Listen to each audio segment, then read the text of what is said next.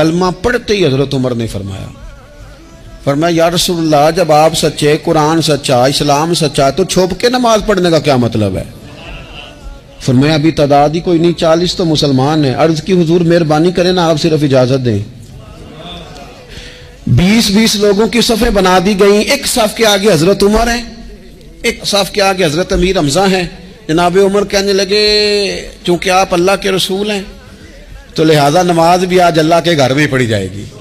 तो हजरत उमर बैतुल्लाह शरीफ के बीच खड़े होकर नारा लगाते हैं, फरमाते हैं मैं उमर हूं, तुम मुझे भी जानते हो, मेरे बाप को भी जानते हो, तुम मेरा कबीला भी जानते हो, मैंने पढ़ लिया है महबूब का कलमा।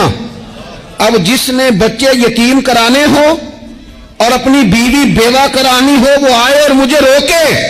ये महबूब अल्लाह के हैं और घर भी अल्लाह का है, तो नमाज भी आज अल्लाह के घर में पढ़ी जाएगी।